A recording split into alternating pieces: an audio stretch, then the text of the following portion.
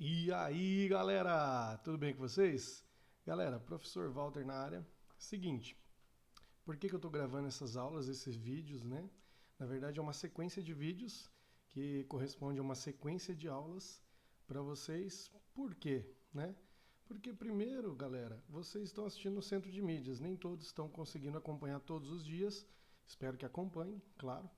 Mas eu acho que a gente teria que ter esse contato um pouco mais direto. Então, fui trabalhando nisso, né, nos slides, enfim, em alguns momentos, e retomando algumas coisas que nós aprendemos também.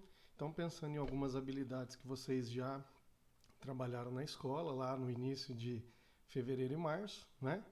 E agora, para a gente ter esse contato mais direto, para a gente lembrar um pouco mais das aulas lá, eu resolvi gravar essa aqui. Legal? Tranquilo? Pegaram papel, caneta, lápis. Aliás, o caderno de vocês, né? Caderno que vocês fazem todas as anotações. Então vamos lá. Galera, seguinte, nós temos aqui, ó, o título da aula, legal? O título da aula aqui, ó, se vocês puderem ver aqui, ó, leitura de um conto contemporâneo para entender o empoderamento feminino. Galera, esse é o título de uma sequência de aulas, legal? Por quê? Porque na verdade, se a gente fosse fazer apenas uma aula, o vídeo talvez ficaria um pouco longo, né? E eu sei que vocês são mais rápidos e gostam de coisas mais curtas, né? Não tem tanto tempo assim para assistir, além das tarefas diárias que eu sei que vocês estão fazendo aí, né? E o isolamento social, né, galera? Estão fazendo? Ah, então tá legal. Vamos lá. Seguinte, a finalidade da aula é essa, ó, ler um conto, né, Entre a Espada e a Rosa, da Marina Colasanti. Vocês lembram que nós já trabalhamos a Marina Colasanti, vocês já sabem algumas características dela, né? E aí nós vamos discutir um pouco, galera, o contexto de produção para compreender e discutir então, olha aí na tela, discutir o papel social da mulher. Legal? Então tá bom. Essa é uma aula então para vocês do primeiro ano do ensino médio. Que gênero nós estamos trabalhando? Os contos clássicos e contemporâneos, tá? E qual objeto de conhecimento? Isso é interessante nós sabermos. Reconstrução das condições de produção, circulação e recepção, apreciação e réplica. São as estratégias de leitura, galera, que nós fizemos nas aulas.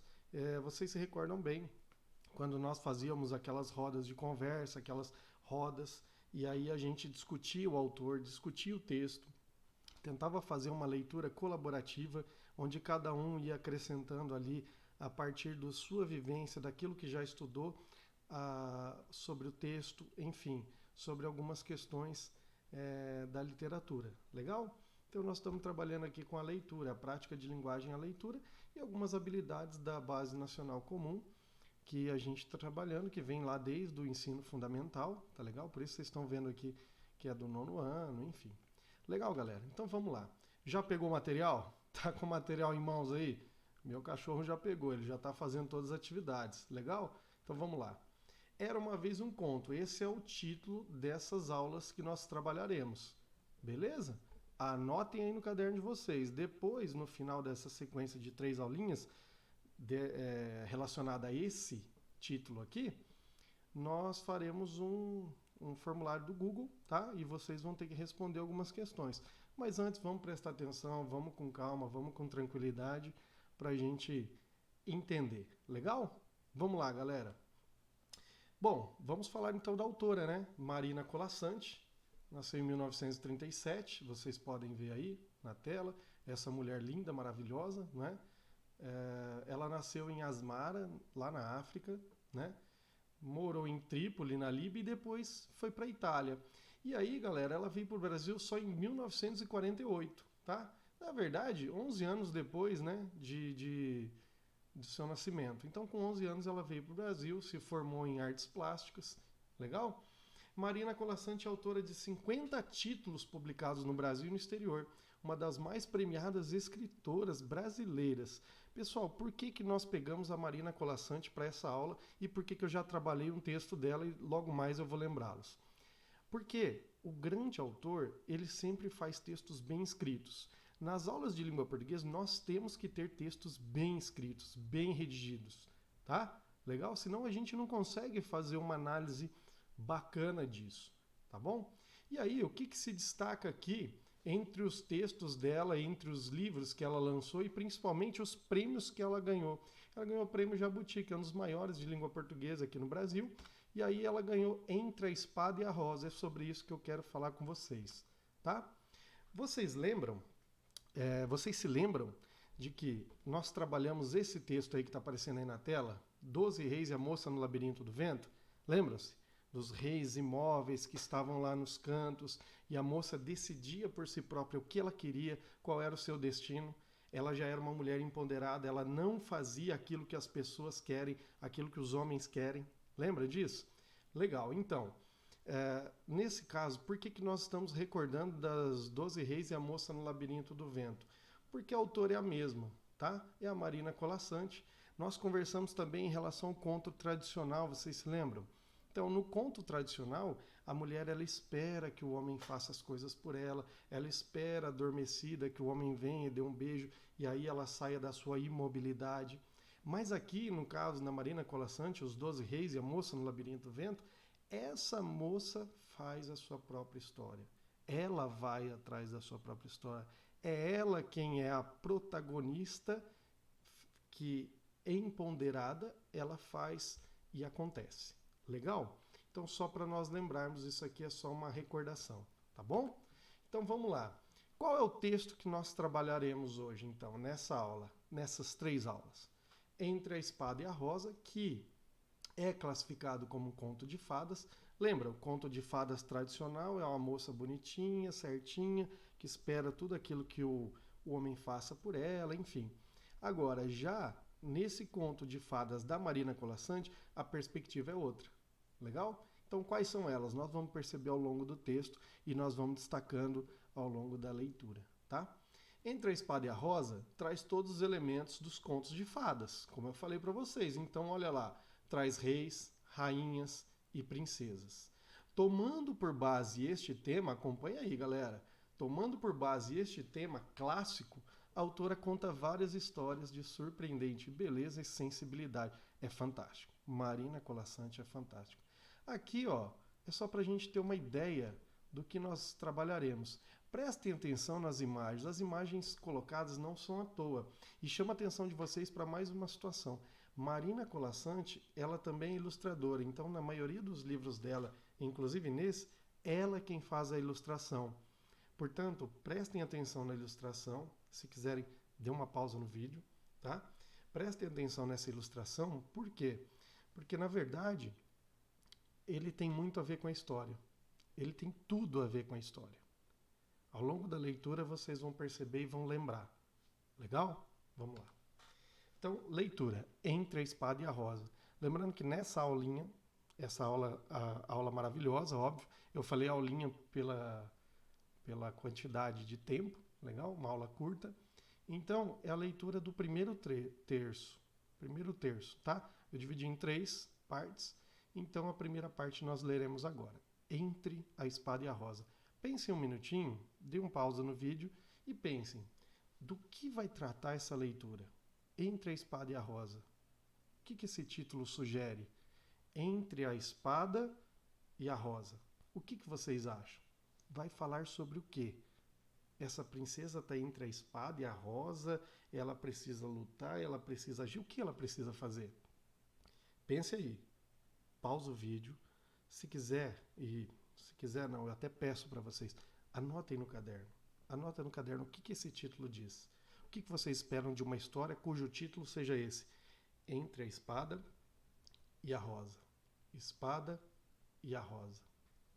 Beleza? Vamos lá. Parte 1. Nós só leremos essa. Eu pretendo só ler essa nesta aula. Legal? Vamos lá, galera. Presta bem atenção. Qual é a hora de casar? Senão aquela em que o coração diz, quero? A hora que o pai escolhe. Isso descobriu a princesa na tarde em que o rei mandou chamá-la e, sem rodeios, lhe disse que, tendo decidido fazer aliança com o povo das fronteiras do norte, prometera dá-la em casamento ao seu chefe.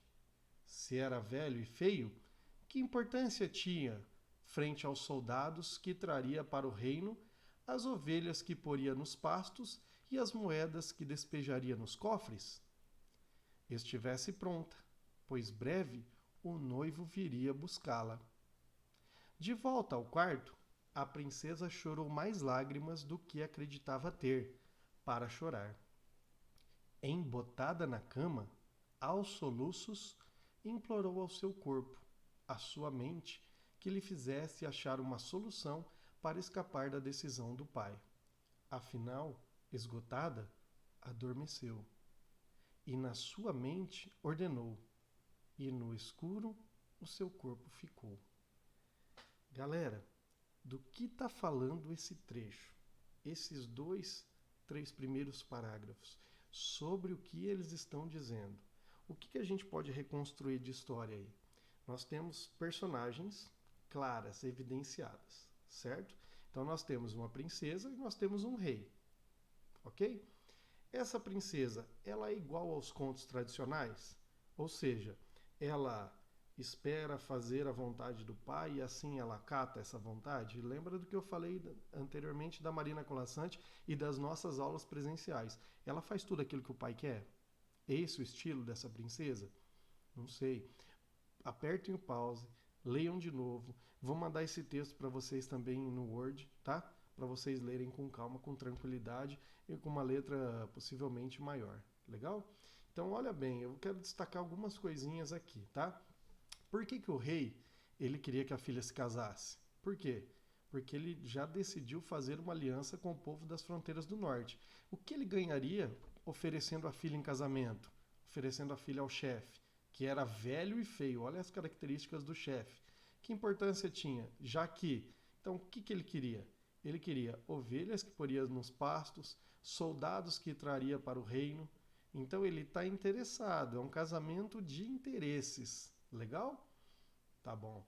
Então, o que aconteceu com essa princesa? Ela chorou lágrimas, mais lágrimas do que acreditava ter para chorar. E aí, aos soluços, presta atenção nessa parte aqui, ó. Implorou ao seu corpo e à sua mente que lhe fizesse achar uma solução para escapar da decisão do pai. E aí ela adormece. Presta muita atenção nessa parte, galera, que nós vamos discutir, tá? Então anota aí agora no seu caderno, igual esse rapaz aqui, legal? Anota aí, ó. Quem são as personagens do conto? Discutimos um pouco, né? Falamos um pouco. São personagens conhecidas? Né? Anotem aí. Onde e quando a história se passa? Onde que se passa essa história? Tá muito claro? Tá muito claro, né, galera? Essa primeira parte. A primeira pergunta feita pelo narrador, terceira aqui, tá? A primeira pergunta, aliás, feita pelo narrador no início do texto, foi respondida? Foi ou não? Foi. Se foi, como foi respondida? Anotem aqui, tá? O que a mente da princesa poderia ter ordenado? Como assim? Lembra que eu falei para vocês? Ó, vou até voltar. Ela implorou ao seu corpo e à sua mente que lhe fizesse achar uma solução. O que então aconteceu? O que a mente da princesa poderia ter ordenado, galera? Anotem aí. O que vocês acham? A última questãozinha dessa aula. O que vocês acham que vai acontecer em seguida? E aí? É aquela parte que vocês dentro da sala falam, vai professor, lê logo, né? Mas enfim, nós precisamos disso para reconstruir a história. Legal? Então essa é a ideia. Pessoal, vamos continuar com o conto? Hã? Tá com vontade?